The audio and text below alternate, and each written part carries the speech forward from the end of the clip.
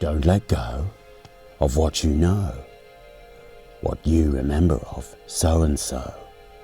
This, that, all that bric-a-brac. You keep it under your hat. Don't let it fly away. It's your yesterday, your only passport to your future life. Your husband, your wife, your 100 kids who escaped from that jam jar without a lid. All the bits and pieces that make up you, and memories your only glue. To remember is to pray, I heard him say, and yesterday's tomorrow is today. So, reach inside your head, resurrect the dead. Whatever made you think they'd gone away? If you listen, you will hear silent voices drawing near. And yesterday's tomorrow is today. Yesterday's tomorrow, it's today.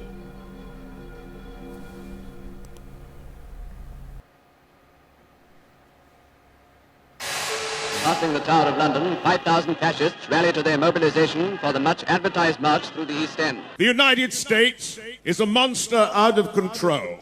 Unless we challenge it with absolute determination, American barbarism will destroy the world. The Leader of the Opposition said what the housewives of Australia need to understand as they do the ironing. Thank you for that painting of women's roles in modern Australia. I've waited too long for justice to be handed down for my people, and it's time for me to make a change in the only way that people are going to listen to me, and I'm going to do it peacefully.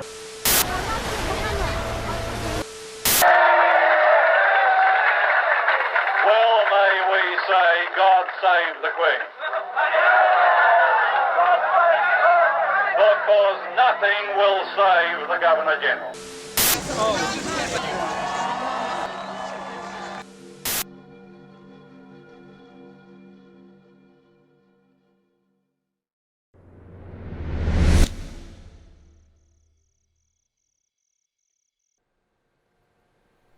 My father, Mick. He was the person who had power over me. He was a member of the Hackney Gang, a group of 6 friends that included the Nobel Prize-winning playwright Harold Pinter. Maybe some of you have heard of it. And Henry Wolfe. There he is. He's 91 now and the last one alive. We love Henry. Then there's me. I'm Jeremy. Jeremy Goldstein, son of Mick, son of Bev, son of the Hackney Gang. One of the few and the far between, according to Henry. Harold, Henry, and Mick. They were born and raised within 100 yards of each other in Clapton in East London. Harold was an only child, Henry one of 3, Mick one of 5. His parents, my grandparents, had a baby shop in Homerton. That's my Uncle Sid. During the war, they were evacuated from the Blitz. Henry, Mick, and Sid. They were sent to live with Madge and Hilda in Upwell near Lincoln. Harold was sent to live in Cornwall. After the war, they returned to London and they became friends for 60 years. In the 1950s, they discovered artists like Louis Buñuel and Samuel Beckett. In 1957, Henry directed Harold's first play, The Room. He was the original Mr. Kidd. In 1955, the 3 of them saw the first performances of Waiting for Godot at the Arts Theatre in London. Waiting for Godot, people. Come on, let's hear it for the boys.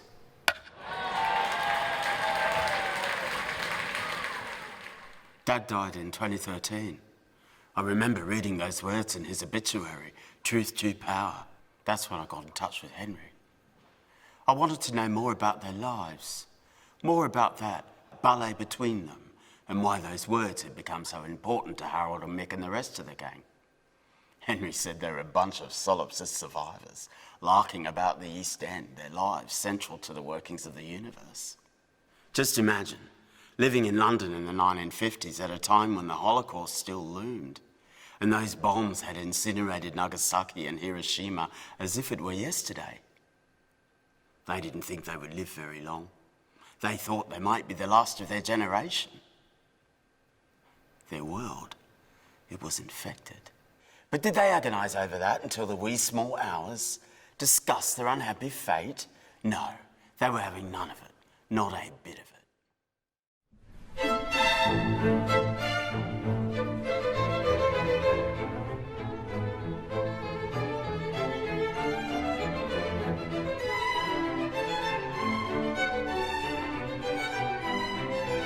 There was no one quite like them, no one the same, bowling down the alleyways ahead of the game, masters of their universe, kings of their parks. They had poems in their pockets and the world up their arse. Ready for an argument, ready for a laugh, ready for the world to try and cut them in half. Uh-oh, here come the fascists. There go the cops. Better sidle down a side street till the aggro stops. But love is on the menu, knocking on the door. Lovely girls with dreamy eyes, but there's something more. Somewhere in the bloodstream there is something more. A singular equation, a riddle me read. Bound them together and set them free. A subterranean signal we knew we could trust, deeper than desire and that old tart lust. Reaching out over continents, years and miles apart, they never squeezed their juices dry or shriveled up their hearts. We were solipsist survivors with our lives in our heads, and when we heard each other's voices, we were watered and fed. When we heard each other's voices, we came back from the dead. The gang wrote each other constantly. Poems, plays, letters, you name it. Harold even captured their lives in his one and only novel, The Dwarfs. You see, Mick, my dad, had invented this mythical world of dwarfs, and there they were, in the novel. Metaphorically speaking, the dwarfs symbolised the difference between what is real and what is unreal, what is true and what is false. That dark glass on the other side of the lake. He wrote me about them in 2002.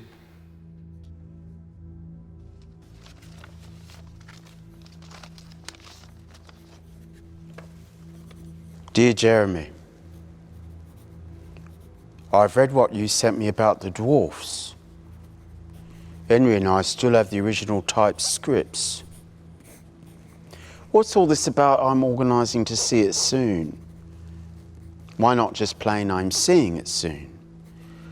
Perhaps your secretary needs to take a basic course in English. When it was written, I had many different jobs as distinct from Henry.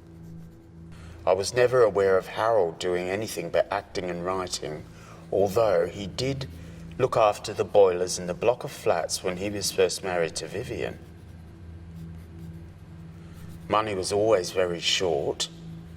When isn't it? I worked as a porter on Euston Station and clearing the tables at the open-air cafes in Regent's Park Zoo. I had many other jobs, too numerous to mention. I never lasted very long in any of them. I never considered myself a normal-waged working man, and I don't think Harold did either. Later, things changed, of course. I grew up. But I never knew who or what, if anything, I was looking for. Certainly not wealth or security. I found uplifting moments in music, literature, or cricket. And although such experiences were always lonely ones, it was possible to communicate such moments with the people I grew up with in our gang.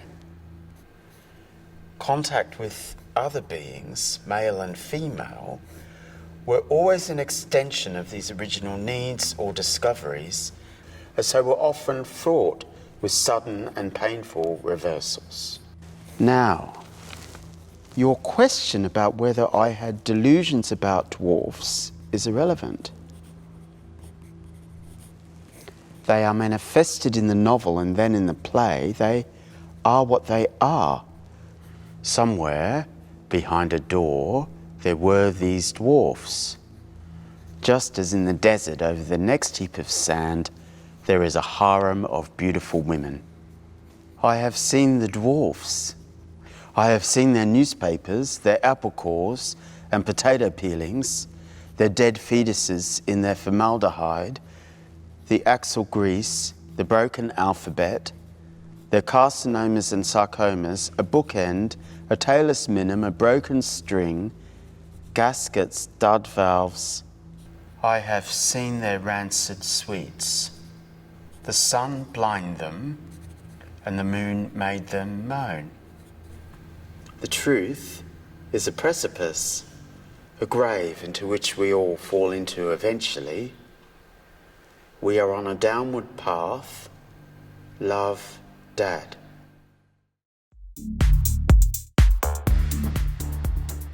He was right about one thing. The truth, it is a grave. We all fall into it eventually. He knew. He was in it. 1, 2, 3, up! He put cobwebs on my pillow, crap on my floor. He's my lousy indoor flower. I can't take it anymore. I scream it out the window. I shout it out the door. He's my lousy indoor flower. I can't take it anymore. I can't take it anymore. I can't take it anymore. I can't take it anymore.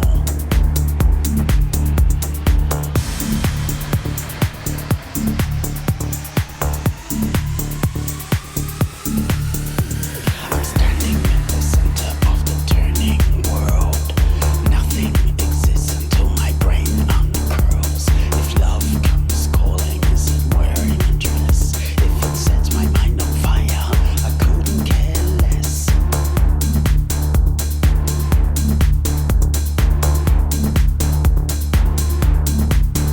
When they sidle up the staircase, take over your brain. You've become a willing victim, just do that again. No cobwebs on the pillow, no crap on the floor. I've become a single flower who could ask for more.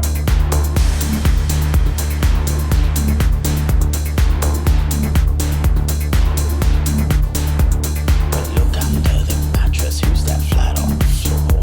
I'm the boy in the bangles, I don't live here no more. I put cobwebs on my pillow, crap on my floor. He's yesterday's flower, I can't take it anymore.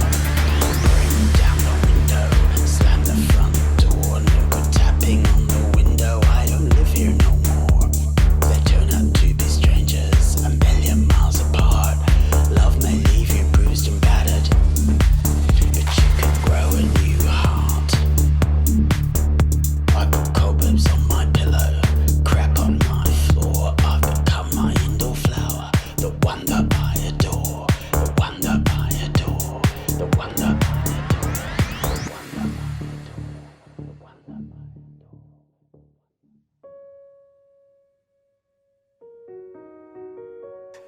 Dad and I, we would fight.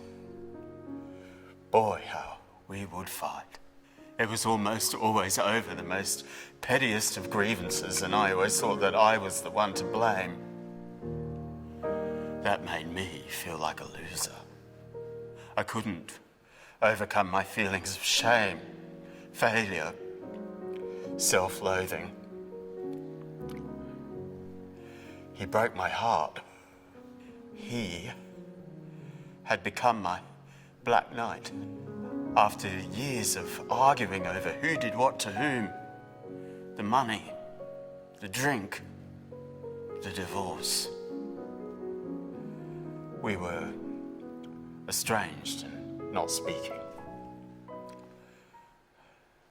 In 2012, he developed a brain tumor, and I discovered large clumps of Kaposi sarcoma lesions all over my legs.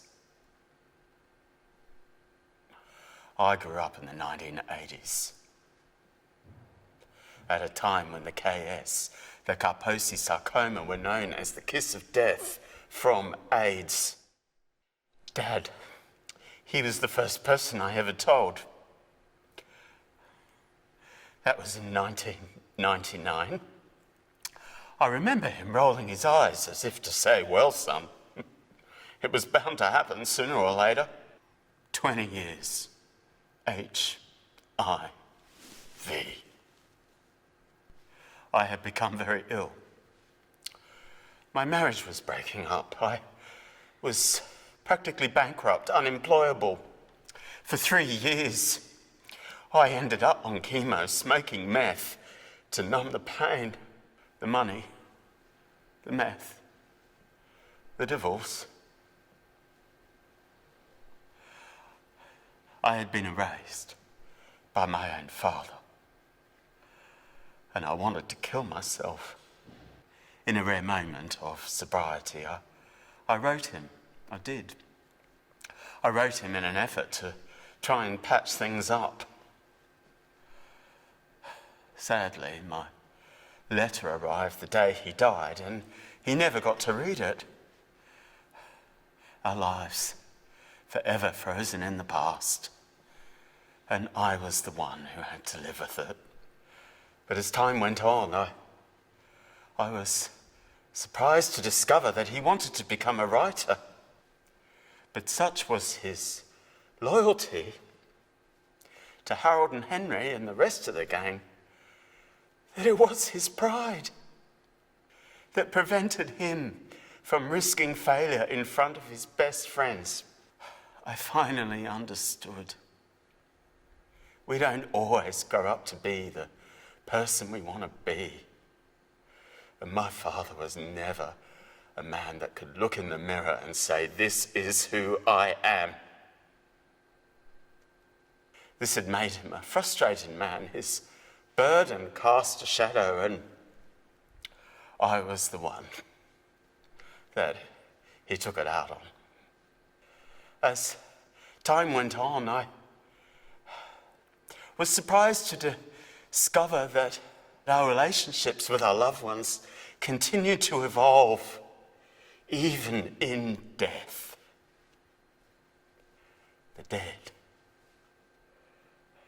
they may be invisible, but they are not absent. They live on. They live on inside of us. Eventually, I got myself clean, and I just let all of that go, and I did, and I discovered a love and empathy for my father I never experienced when he was alive. For the very first time in my life, I began to feel like a winner. And my father, Mick, he finally became my hero.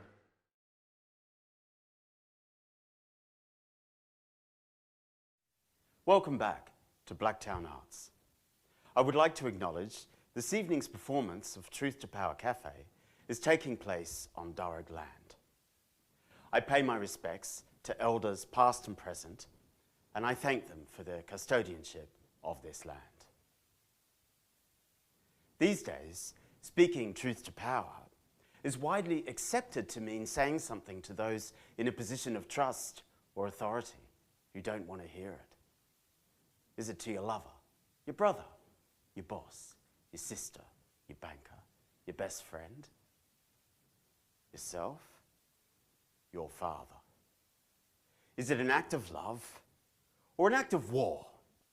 Who has power over you, and what do you want to say to them? So, tonight, ladies and gentlemen, I have invited a few local guests to respond to this very question. Please make them feel welcome and show them the respect they deserve. Please welcome Jacinta.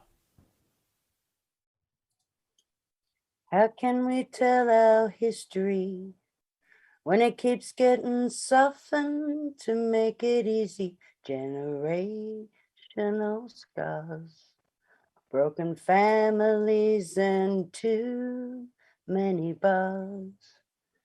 We still live with government policy. How come Australians don't know their own history? Generational scars, broken families, and too many bars. Now many reports have come and gone. Still too many children don't live at home. Generational generational scars, broken families, and too many bars. Children removed and bad behavior taught. Children grew up to be adults who fought.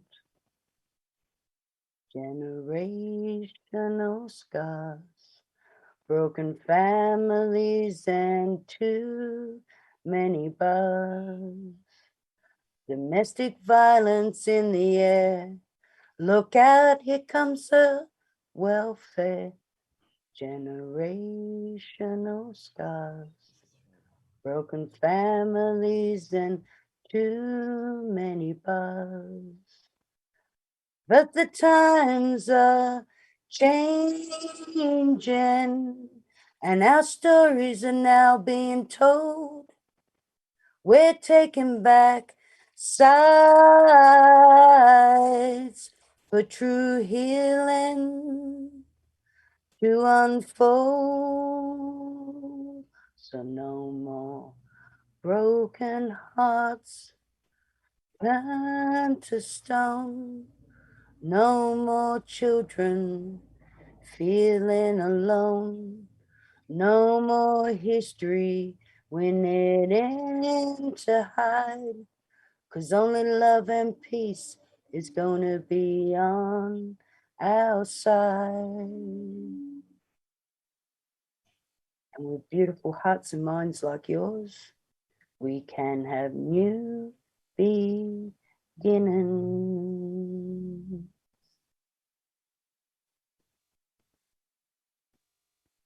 Here we go. Thank you. That's our history. That's what's happened to us as Aboriginal people. We've been products of everybody's policy and procedures. We are still products of policy and procedures. I still have countrymen in our Northern Territory who have to have this card to go and get shopping, and the remoteness, not even having fresh water. Why? Because Aboriginal people weren't counted when towns were built, because, hey, they didn't need food and water. So all the services that should be in these remote communities never were given because we weren't counted in the census. And now people want us under their census. I say, no, your law needs to change. So the perception that there's a power over us by a bunch of people who pretend that they had rights in this country for the last 250 years is now in the past and fading, because we've got the power of ceremony, 60,000+ years of it.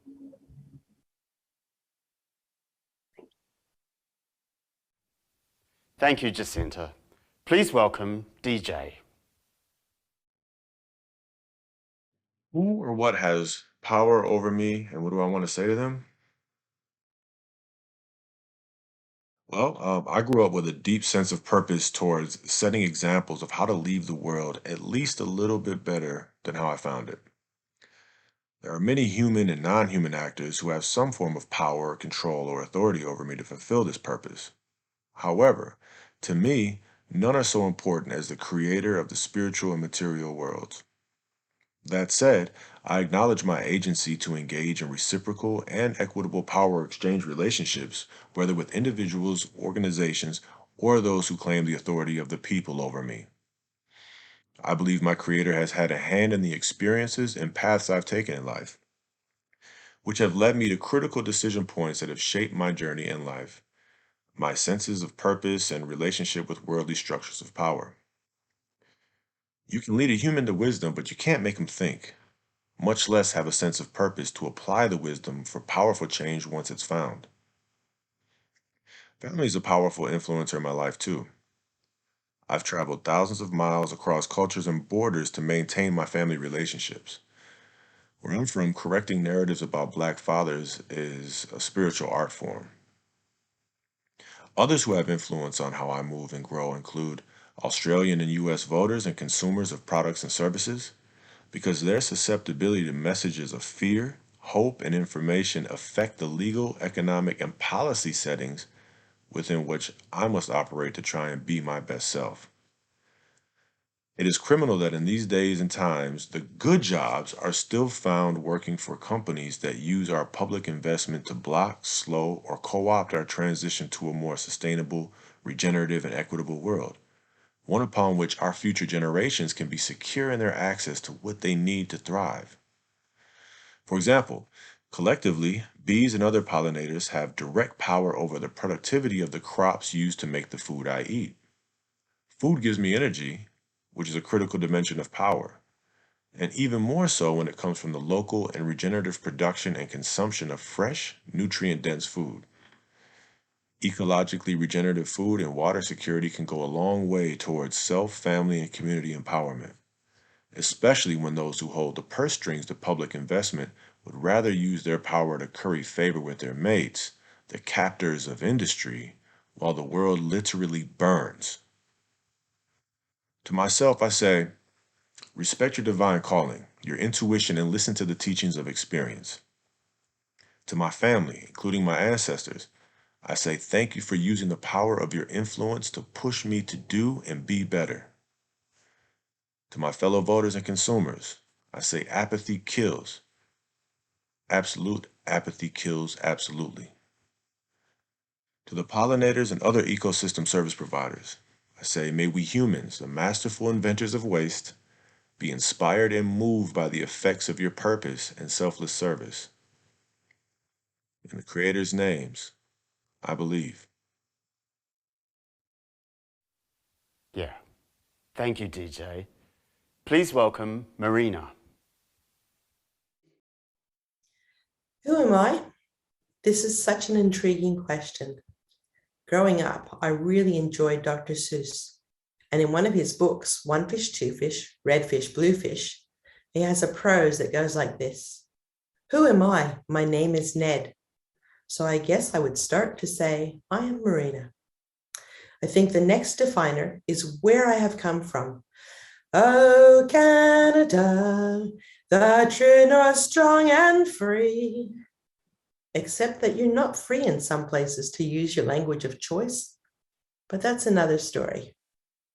For a while, people here introduced me as my Canadian friend. When I go home, my mum would introduce me as her Australian daughter. I have no idea what people thought about that introduction. I have many tags depending on how you've come to know me. Some people know me as a dancer, some as an artist, the person that manages the stall holders, the social media person, the singer, guitar player. I grew up in such a dysfunctional family, a family with lots of anger and unhappiness, a family riddled with divorce and drama.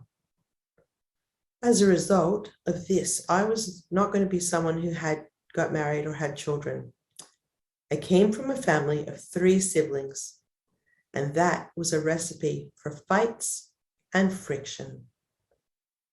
But this is what I became. After gaining my degree, I got a job at the South Australian Employers Federation.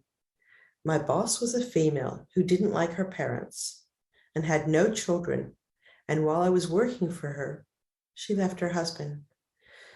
She was a very angry person. This job taught me a lot about federal and state awards in industrial relations. But most importantly, it taught me about the importance of family, love, and belonging. These were now what I aspired to, more than being in a courtroom in front of a commissioner. Now I can thank that old boss. I'm the mother of 3 wonderful children who make the world a better place to live in. And at this point in time, I have 3 grandchildren. My first was born in Hong Kong, and I was lucky to be there for the birth and the first couple of months. And then that family moved to Sydney, so I could continue to be part of my first grandchild's life. And I was there for the arrival of her brother. My 3rd grandchild was born July 26, 2021 in Adelaide. The institution that has power over me is the Australian government. I live in Sydney's west, in a suburb that has been under strict lockdown. I'm not allowed to go more than 5 kilometers from my house. so I have been unable to meet with my new granddaughter or spend time with my Sydney grandchildren who live 19.9 kilometers away. I have been grieving over this loss, this special time that I'm missing with my second daughter that I was able to have with my eldest daughter and my first two grandchildren. So I say to the Australian government, let me go. I'm fully vaccinated. Yes. Thank you, Marina. Please welcome Leah. Hi, I'm Leah, a 16-year-old high school student with a love for acting and passion on destigmatizing mental health, especially in the culturally and linguistically diverse community. My first thought when someone says, "What holds power over me?" is a demon in my mind who likes to push and shove my thoughts. Today, I was going to speak out about this and its control, but instead, something else holds greater power over me, more than I'd like to admit, no matter how much I scream and shout. This is the idea that young people are unable to understand the world holistically, therefore minimizing our opinions and voice. This holds power over me. Although it is such a common theme which young people experience, nearly not enough is being done about it. As young people, our opinions only hold weight when it benefits the other party. Politicians, world leaders, and even the media will create lengthy speeches, reports, or documents about how we are the future to then ignore every word we say. This is broadcasted and plastered across the news, Snapchat, Instagram, Twitter for the whole world to see, and we begin to believe it, truly believe it. Yet when we want our voices heard, we become too young and incapable of understanding. Suddenly, our voice is diminished, and this facade of creating a better future alongside our youth is gone. So what I say to that is, be open. Listen to us kindly like we listen to you. We are just as important as you. If we can take the time to listen to you, why can't it be returned? Be honest. You ask us to be truthful, to not hide behind deceit, yet it is all you do. We come to you openly, transparently, with no intent other than to be listened to. But as we walk out, we feel squashed, little again, as if everything we heard and everything we were told was a lie. How are we meant to trust you again? How are we meant to be open with you again? How are we going to help you in your supposed vision? As you say, the future lies in our hands. We have control of it. So give us that freedom, give us that trust, give us your ears. You'll be shocked and even amazed by the ideas we bring to you. Don't just plaster our voice against a billboard only when it suits you best. Think of us constantly and help us to express our voice rather than crushing it. We demand that you listen. Thank you, Leah. Please welcome Keith. I'll start by saying that, like many of my Black siblings, we know what it's like to experience trauma and injustices and call it deja vu. Over my own life, I've felt dehumanized by society due to my sexual orientation. And when I became incarcerated, it only compounded this and intensified that dehumanization. When I arrived at Silverwater Metropolitan Remand and Reception Centre, I was told, "You're just a number here." And little did I know that this number and being reduced to it would stay with me for the rest of my life. Prison, it's brutal and unforgiving. You no longer have a name, identity, or culture. And if you are found out to be queer, further humiliation, sexual abuse, and harassment is inevitable and normalized. I've stood here before. This predictable unfolding story. You see, I already know the epilogue. But I want you all to come and imagine with me for a few minutes. I want you to imagine for a brief moment what it'll be like to be in a world where time stands still. Imagine being surrounded by 200 traumatized strangers and you have no place to hide. You're stripped of your clothes, your freedom, your desires, your hopes, and yourself. Imagine nothing you do is of your own free will. It's a place where you're told what to wear and that colour is green. A world where you work but you only get $15 a week, and then you're made to feel completely worthless each and every day. A place where you sleep surrounded by sadness, loss and hate, where you can't even think because of this noise.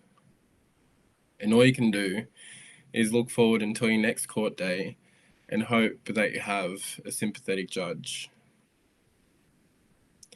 This is a world where you have no choice.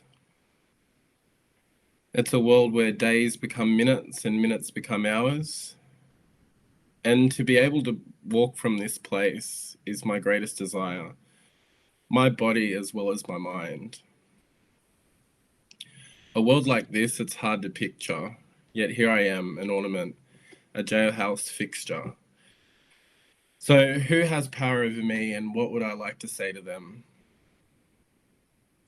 Corrective Services and New South Wales Police have power over me. I'm currently on bail and I participate in protesting unjust laws. And I'd like to tell them that every time you imprison another human being, you're imprisoning yourself. Every time someone dies in your care, you're complicit with murder. I envision a future without bars. A world where everyone takes a piece of ownership over societal wrongdoings. I envision a world where I know your name and you know mine, a place where you're loved and nurtured, activism is fostered, and reparation is mediated. The queer community have come up with many solutions, and one of them being transformative justice. We need to move beyond punitive punishment, foster long-term healing, and we need to do this by truth-telling if we all want to be emancipated from our mental and physical chains. Thank you. Yeah, thank you. Please welcome Kate. Listen, do you want to know a secret? Do you promise not to tell? Whoa, whoa, closer. Let me whisper in your ear. As kids, we all played the secrets game, Can You Keep a Secret? But there's a sinister and dark side to secrets, the side that has power over us and can control and direct our lives in ways that can destroy our soul. My secret was so well kept that even I had repressed it. Out of sight, out of mind. But my destructive urges and addictions were well in the open. I got clean and sober in 1977, but then I could no longer hide. As a child, I was sexually abused by a friend of the family for 5 years, but it was not until after being raped in 1987, at the age of 37, did my abuse come to the surface. And it was to become a volcano that erupted for the next 8 years. I was eventually to realise that I couldn't change what had happened, that it was still having power over me as long as I didn't let go of the anger at having my life changed in a direction I never ever wanted. Eventually it was a gigantic relief to understand within my being that I was okay, that I could create boundaries, that I could change the now and the way that I experienced the world. In 1989, I went back to England and decided to confront this man. I wasn't angry, but I wanted to tell him how it had damaged my life. We met away from his second wife. He still told me he loved me, and yes, I know that's sick. But he didn't deny it and said sorry and that he had become impotent. I walked away thinking it was all now in the past. Of course, I was still keeping it a secret from his wife, and I still had years ahead of me where the damage was showing itself in dysfunctional relationships. In 2019, I was back in Putney in London for a cat sit, and as I was walking up Putney Hill, I spontaneously decided to see if this man was still alive and still living in the same place. Indeed he was, an old man now, and his wife was present this time. He even brought out a picture of me at 13 he had taken at the time. This time though, when I brought up our previous conversation, he said he didn't know what I was talking about. Clearly, he wanted to keep it a secret from his wife. But I felt like it was not my place to state it with her present. Yet I felt from her body language that she understood. I said that I was happy with my life now and left it at that. I even hugged him, and as I left, I said he would never see me again, and I just walked away. Those experiences now no longer have power over me. I have the freedom to be open and engage with those around me, to try new experiences. I'm a 78er, one of the original people that was arrested in the first Mardi Gras. Relationships? Well, that damage has never been resolved. You might ask, how could I do that? How could I let him get away with it? I sometimes ask myself that. But for me, making those decisions was the most powerful act because the power is now mine again. Thank you. Please welcome Abaka. The name is Malenga Tumabakar, my father. Come from the family of 8 children. All his siblings died at a young age. My father, Malenga Tumabakar, was the only child left. On his 30s, his parents also departed. He has to establish his own family, marry 6 wives, and also keep the family legacy. He worked as a janitor in hospital where he picked up the colors, label, name of medication without A, B, C, and D basic knowledge. The doctors in the clinic thought he was educated, but the man had zero knowledge about education. He was gifted with these blessed hands. One day, the village chief renewal came over into a wheelchair looking for a doctor to look after his people in the village Marialbai. My father, Maleng Atung Abakar, was nominated as the head of the doctors, but he quickly declined, saying, I don't have a qualification to perform these duties. I am happy to be second in charge. One day, 5 soldiers were wounded in the war, and they need to be amputated. 3 guys were amputated by the head doctor, but other 2 refused, but asked for my father to amputate them with his 25 years experience. Those 3 soldiers died after their operation. The 2 that were amputated by Maleng Atum Abakar survived until today. My father always teach us love, caring, generous, and he also said, if you are living far away, be nice to people that are close to you because they are your brothers and sisters if anything happened to you. This humbleness, humbleness, wise advice, and untimely love has power over me. He passed away in 2017. I have dedicated a song to him. Some of my siblings could not even finish the song without crying.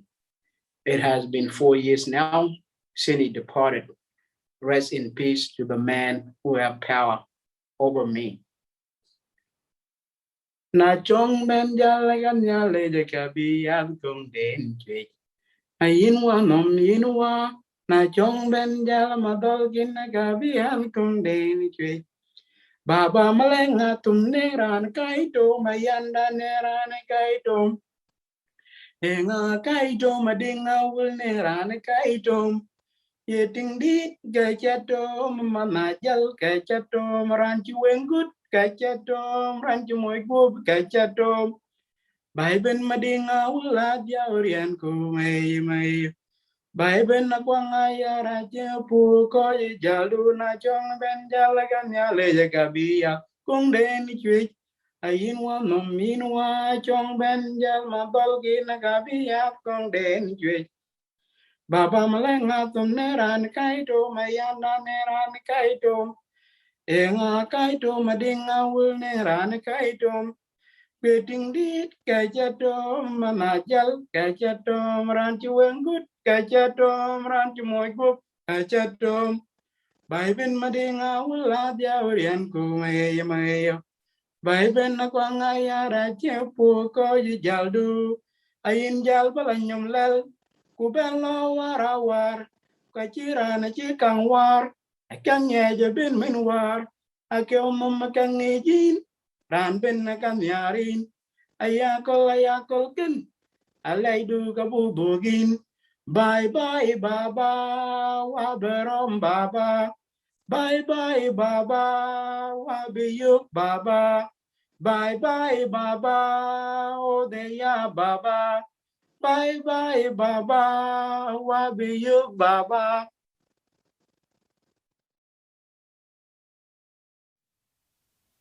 Baba, Baba. I don't know about you lot, but I am feeling rather heroic after that.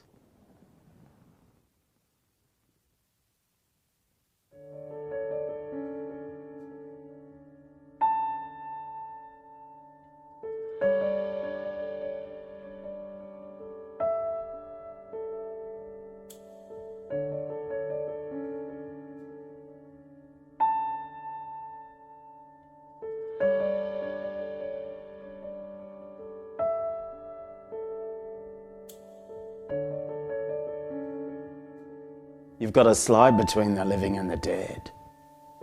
Open up that window in your head. Take the world, shake it, crush it, remake it. Open up that window in your head. When the moon invades your soul, you want to scream. You're the iceberg in the center. You're that old bitch dementia. When the moon invades your soul, you want to scream. When they pull your heartstrings out, it's only love. It's a mix of joy and pain, but you'll come alive again. When they pull your heartstrings out, it's only love. What's that drum beat? What's that thunder? It's my dad. He went down under, knocking on the door of wonder that never ever ceased to exist inside his creaking heart. I'm the genie in the bottle. I'm your engine at full throttle. I'm racing down your every road in sight. To make love, we don't need beds. We'll tear the world to shreds, racing down that every road in sight. Different gardens, different flowers, diamond caves and silver towers. Draw those curtains, disappear. We won't hear. The only makeshift angels are ourselves. My tattered wings, made from the garbage of my heart. You've got to slide between the living and the dead. Open up that window in your head. Take the world, shake it, crush it, remake it. Open up that window in your head. At the four corners of the imagined world, blow our trumpets, angels. Blow our trumpets, angels. Blow our trumpets, angels.